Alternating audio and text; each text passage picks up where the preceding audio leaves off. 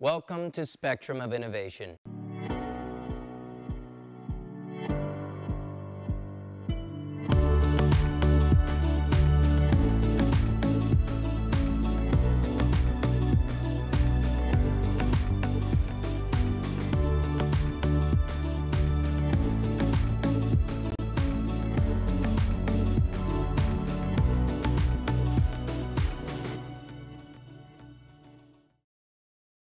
Hello, I'm Johnny Legnard, and welcome back to Spectrum of Innovation, your trusted news and information source. We're back for episode 3 and excited to provide more good-to-know and need-to-know topics about Riverside County. We hope that you will stay with us for the whole show, but if you can't, know that the entire show, as well as individual segments, will all be available on our website, spectrumofinnovation.org.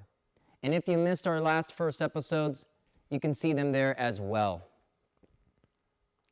When was the last time you beefed up your resume or even applied for a job?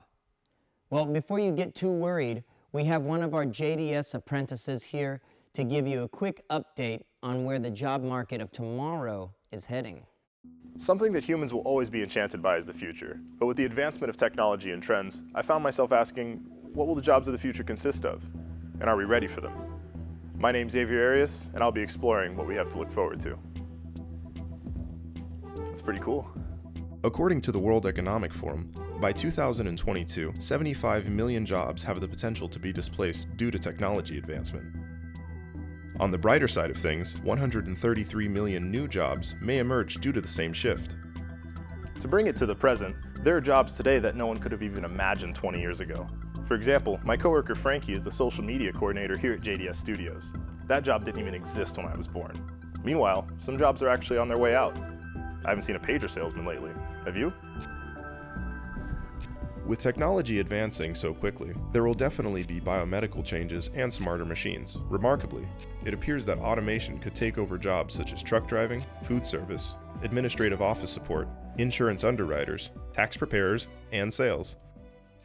So what does this mean for Riverside County specifically? I read a study conducted by the Institute of Spatial Economic Analysis that put the Riverside, Ontario, and San Bernardino regions in the top 3 at-risk metro areas due to the large number of food service, sales, and office jobs.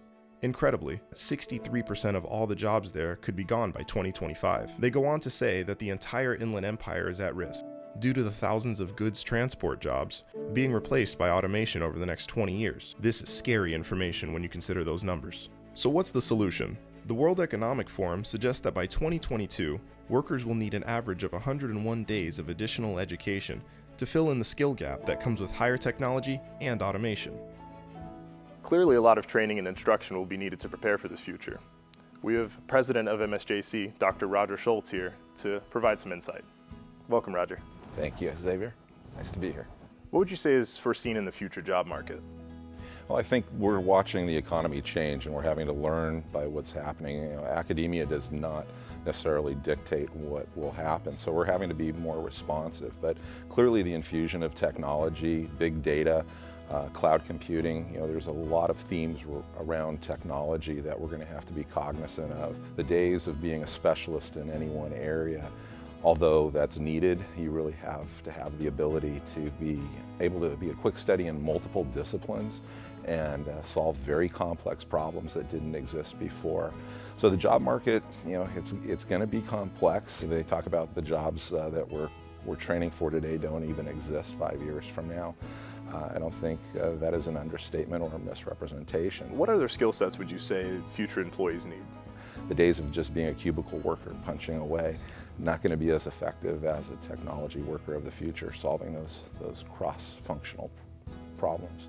I read workers who are able to combine mathematical and interpersonal skills are able to find lucrative and rewarding opportunities in the future. But what's your take on this? A new term that I have learned recently, and we've all become familiar with STEM or STEAM, but SMAC was a relatively new term that I've learned. And social, mobile, analytics, and cloud. So those are some new skill sets that employees of the future are going to need to master along with STEM. What would you say are the biggest challenges in educating people for the future? the only way we can future-proof ourselves, and I think that's really important, is to develop that lifelong learner. And in fact, we're collaborating right now with some of the local economic development councils, the EDC down here in Southwest Riverside County, as well as with local businesses, and trying to bring in some national speakers, looking at some research and data that's available through the state, and trying to put on a conference about the future for work so that we can better understand that. And this is not going to be a one-time conversation. We recognize that this needs to be ongoing. Well, Roger, it's been a pleasure, and we really appreciate your time. My pleasure too. Thank you. Thank you. With so much changing, it's important to remember that through preparation, we're setting ourselves up for an even brighter future than we can imagine. Keeping up with changes on this topic is something the SOI team looks forward to. Don't worry, we won't let you fall behind. We'll explore more about jobs in the future in the future. Now it's time for the Need to Know segment of SOI, where we share information that impacts everyone in Riverside County. As we all know, the new year is right around the corner. And what happens then? Yeah, those New Year's resolutions get made with the best of intentions, am I right? But what also happens is that laws that were passed in 2018 go into effect. One new law that will make business-minded home cooks very happy is the Cottage Food Bill. This law allows cooks to prepare food at home and legally sell it. Until now, due to health concerns, county cooks could only sell certain items that didn't require refrigeration. So, wait till the first of the year, then you're open for business. And if you need a taste tester, I'm right here. Just saying. Riverside has been subject to county-wide bans on commercial cannabis due to ordinances established before the state's legalization of marijuana. Now, the county will allow testing, manufacturing, distribution, and wholesale nurseries. The county's Board of Supervisors also voted to allow a limited number of dispensaries and cultivators to operate in 2019. By the way, the passing of these new cannabis ordinances, along with the Cottage Food Bill, is purely coincidental. The past year, the Me Too movement changed the way people talk about sexual harassment. Previously in California, the only mandated workplace sexual harassment training was for supervisors at large companies. Now the state will require it for all workers at any business with at least 5 employees. You can expect to receive at least an hour of instruction within 6 months of being hired at a new job. And finally, if you like to feel the wind in your hair while riding an electric scooter, you're in luck. Thanks to State Assembly Bill 2989, adults won't be required to wear helmets while riding electric scooters on city streets. And Assembly Bill 3077 allows those under 18 who are cited for not wearing a bike helmet to correct the violation within 4 months by attending a bike safety course and providing they have a helmet that fits them. Both measures go into effect January 1st. These are just a few of the new laws that you need to be aware of. For more information, go to our website and check out the links we provide there. Now, what time is it? Oh, it's Hack of the Week time. And in the spirit of the holiday season, SOI team member Aaron Porras is here to show us a little bit about how a little creativity can turn an everyday object into a festive display or gift. Mason jars. They're handy for storing things, but they also have many other wonderful uses. I'm going to show you how to turn this into a centerpiece that will look amazing on any holiday table. All you need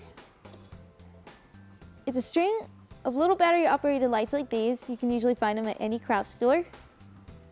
You also need water and food coloring that works with your decor tape and some pretty ribbon.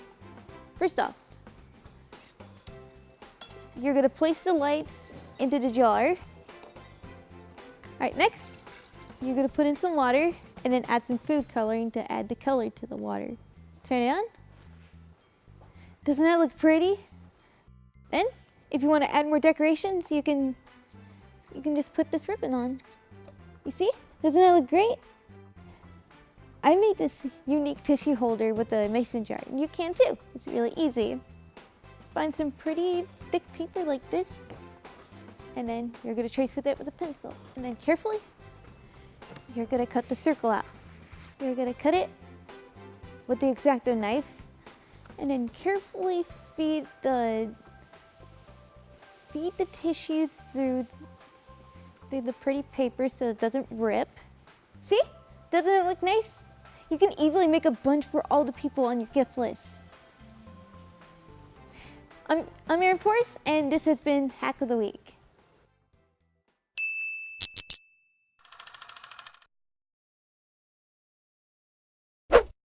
Thank you, Erin.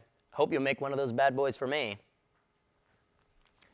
You can go to our website and get the instructions for both items that Erin made today. And if you make something yourself, please send us a photo. We just might post it on our Facebook page. Every year, more and more tourists discover the huge variety of experiences that Riverside County offers. Some like to spend their money partying in Palm Springs, while others want a slower-paced experience, such as learning history at Marchfield Air Museum, or enjoying the blooms at University of California, Riverside's Botanic Gardens. Southwest Riverside County, in particular, is a huge draw. In 2018, the region attracted 2.7 million visitors, which means big dollars coming in and really impacting the people who live here. I decided to take a trip of my own and explore how tourism is affecting everything and everyone in the area.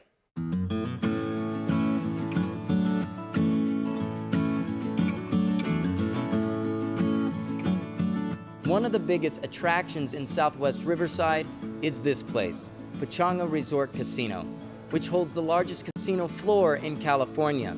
The resort's recent $300 million expansion created 568 additional hotel rooms, which helps alleviate some of the high demand for tourist lodging in Temecula Valley. Visitors also love to shop and dine here in Temecula's Old Town, as well as explore the award-winning Temecula Valley wineries and partake in the extreme sports offered in the city of Lake Elsinore.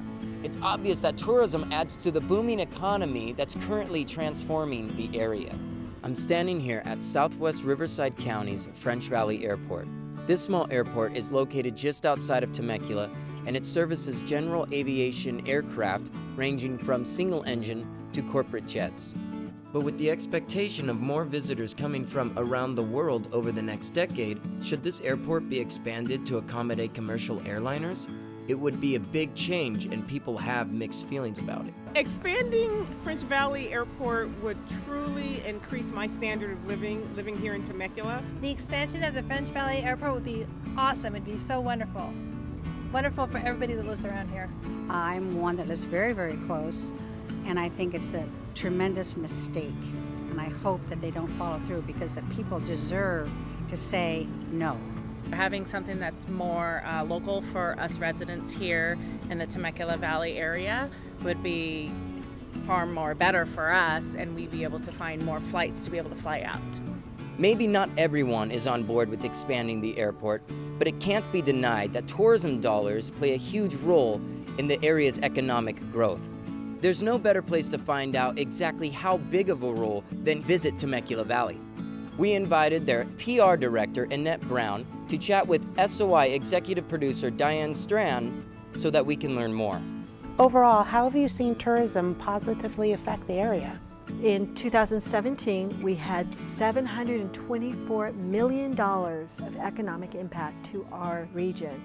which is incredible, and that also includes nearly 7,000 jobs. So it's definitely impacting and causing our region to grow because we're able to develop signage, special events. We brought the Christmas tree to Old Town, and supporting the different things that the businesses are doing, we're able to come behind them and support them to succeed. I like to say Temecula is where people come to live their dreams. They're coming because they're seeing opportunity here in this amazing area that's just emerging. So with all this great tourism going on in the valley, how is the city and the Visit Temecula preparing for all the future incoming tourists? Well, we do have a lot of plans for several hotels that are coming because you can't get a room on a weekend. So we have more hotels in the pipeline and some in the immediate pipeline for 2019. And then we have cities working on parking structures, just coming up with a parking plan for Old Town, as well as more businesses that are coming to the area to help service and provide what the tourism industry may need. Is there anything else that you want our people out there to know about Temecula, Temecula Valley, and tourism? Well, I think most importantly to see the economic impact that it has to our region and to be able to see the benefits that they are experiencing on a daily basis because there is tourism. It brings so much to our community and it helps us to become who we want to be. I just want to encourage everyone to be aware of it and to support it in any way you can, especially the small business owners, because we want them to succeed. Thank you for coming. You're welcome. Appreciate having you here. When it comes to tourism and its impact, there's too much to cover in just one story. You can bet we will revisit this topic in future episodes of SOI. In the meantime, go ahead and check out the relevant links on our website. As I mentioned earlier in the show, New Year's resolutions are always made with the best of intentions, but we all know how difficult they are to maintain. SOI team members Jonathan Soffel and Juno Venegas are here with some innovative solutions that will help keep your New Year's resolutions going strong. Some 4,000 years ago in ancient Babylon, the tradition of New Year's resolutions was born back then. The promises were to pagan gods about paying off debts or returning borrowed items. To not keep their promise would put them in a bad spot with the gods, so people tend to always follow through. Today, I gotta say, our resolutions mean something different, and they also tend to fail. About 80% of people who try to make resolutions usually don't hold on to them past the second week of February. But hey, that does not have to be you, which is why we're gonna give you some tips that will help you out. Step 1 is to keep it realistic. Make sure your goals work with your lifestyle and schedule. Instead of saying I'm hitting the gym 6 days a week, just commit to spending at least a few hours a week exercising, then slowly increase that. The next bit of advice is to pursue intentions. This means to look deeper into why you choose to commit to this. For example, apps like Goals on Track lets you jump on your phone to set goals and record success, so you could always stay focused on what's important. Another way to stay on track is to get a goal partner, or if that's a pen god or one of your buddies, that's really up to you. Having someone to update on progress is not only keeps you liable, it's a healthy way to stay on track.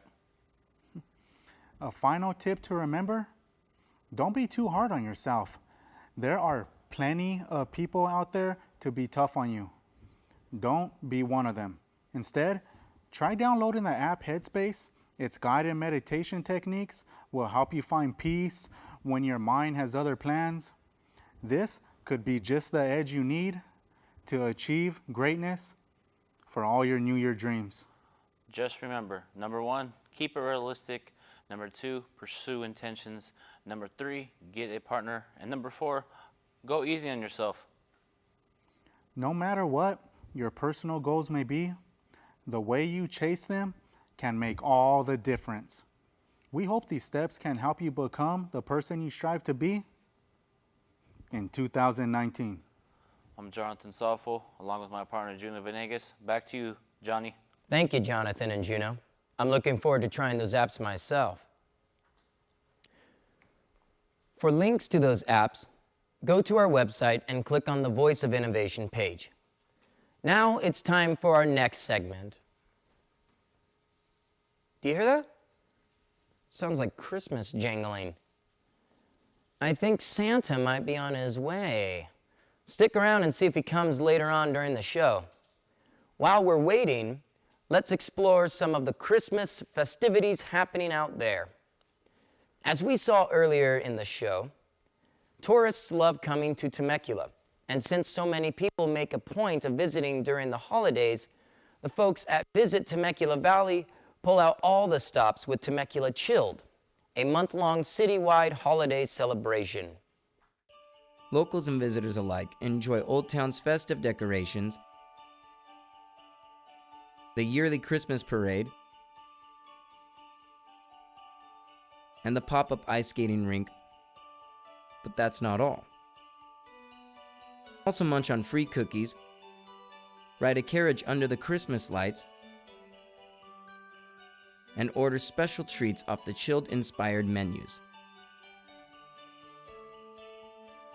Even Pachanga Resort and Casino gets in on the Chilled spirit with beautiful Christmas lights and decorations. While heading up to Riverside from our studio in Temecula, we took a short detour through Menifee to check out a house with an incredible display of 75,000 lights. It's no wonder it won the award for the best decorated home of Menifee Lakes. And here we are, the Festival of Lights at the Mission Inn Hotel and Spa. It's a definite must-see. Take a walk around the grounds and check out the 5 million lights and 400 animated figures. It's no wonder it was nominated for the Best Public Holiday Lights Display in America by USA Today.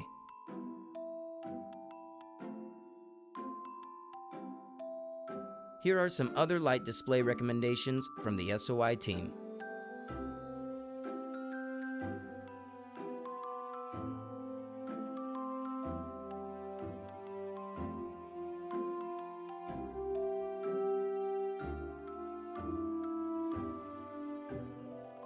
As it turns out, the Mission Inn won USA Today's Best Public Lights Display.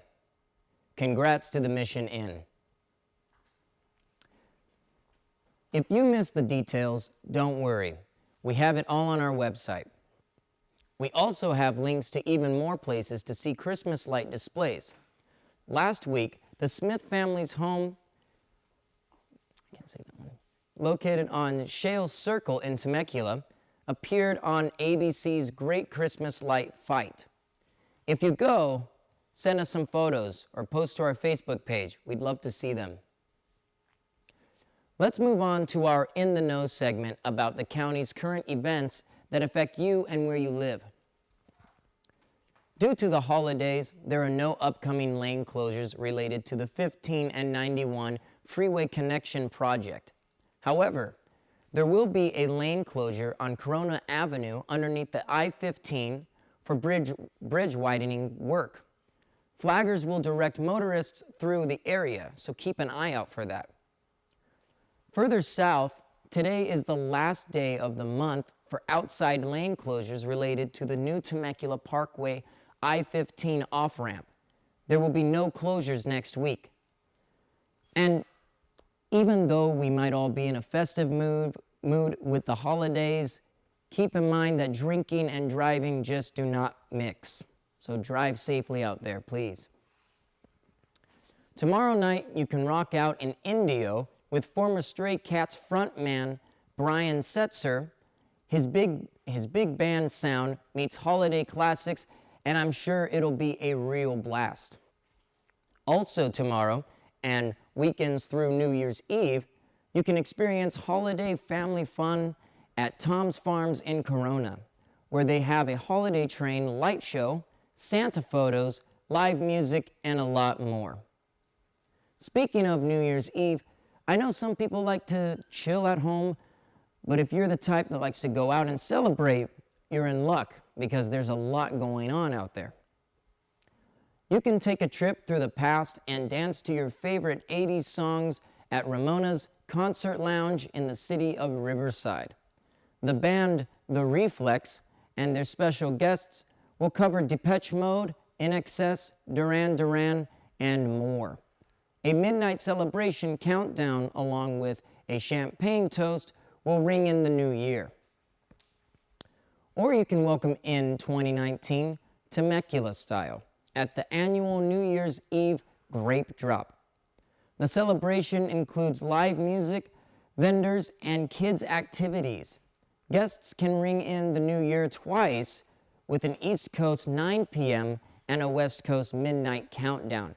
And by the way, Mama Mia, who is a guest reporter on the first SOI show, will be hosting this event. So be sure to say hi to her from us. Check out the information on our website for more about these events and the other happenings, and then you'll be in the know as well. Now I have a special present just for you, our holiday spotlight of the week. SOI team member and music lover Karina Corona brought in a wonderful young singer whose music stylings are a treat for the ears. She's just 16 years old, but Gabriella Warren is already an ambitious singer-songwriter. She was only 12. Her mom heard her singing in the car and noticed that her voice was really special.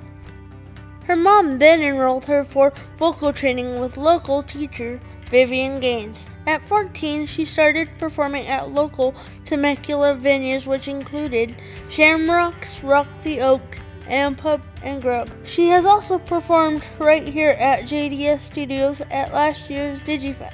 She currently works with music producer Jason Bronner, who plans on furthering her career. We are so happy she is with us today.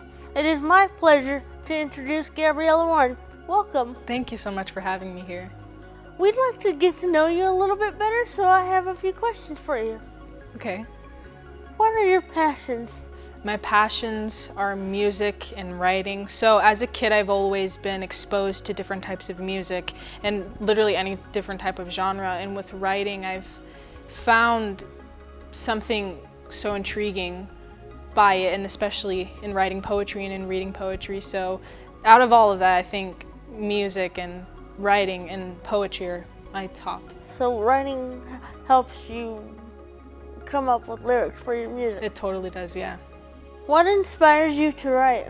It's pretty much just experiences, mostly what I went through, what I've gone through, what I want to go through, or just anything. Yeah, it seems like everyday experiences make the best kind of music. What do you hope for the future of your music? I hope that somehow my music can connect with somebody and can help them relate to it no matter what, and hopefully that they'll find something in it that is comforting or secure. I've always found it comforting when you can connect with music. Yeah. I hear you're going to put us all in the holiday spirit and sing a Christmas carol for us. Yeah, I'm going to be singing Joy to the World and Silent Night. Awesome.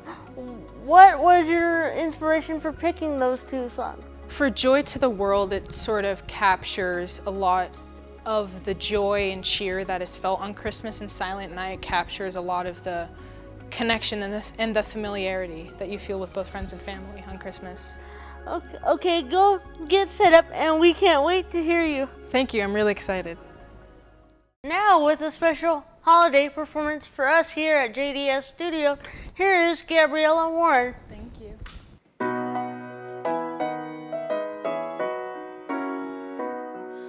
Joy to the world, the Lord is come. Let earth receive her King. Let every heart prepare room, and heaven and nature sing, and heaven and nature sing, and heaven and nature sing.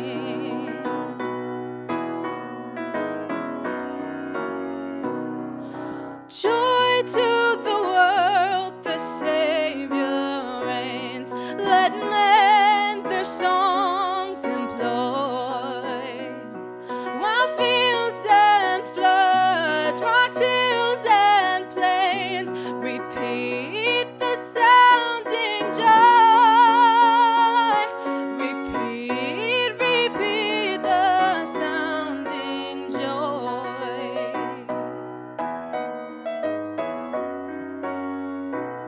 He rules the world with truth and grace, and make the nations prove the glory of his righteousness, and wonders of his love, and wonders of his love, and wonders and wonders of his love.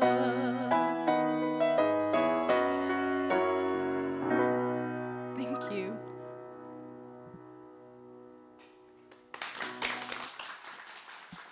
That was amazing. Thank you, Gabriella and Karina. And thank you all for joining us. We'll be back here live on January 24th with our next episode of SOI. Until then, you can tune into our regular live SOI updates on YouTube. These are written and performed by members of the SOI team who are in our video production job training program. And continue to visit us online, where you can rewatch all 3 SOI episodes as well as individual segments. So until next time, I'm John. Is that ringing again? Oh my goodness gracious. It's Santa. Oh, Merry Christmas, Santa. Johnny. Have you been a good boy? Well, you know, I try, but I think so. Thank you for coming. Santa, My pleasure. While you're here, do you mind if I get the whole crew of SOI to get on stage with us? It's the holidays. Why not? Awesome. Everybody, join us.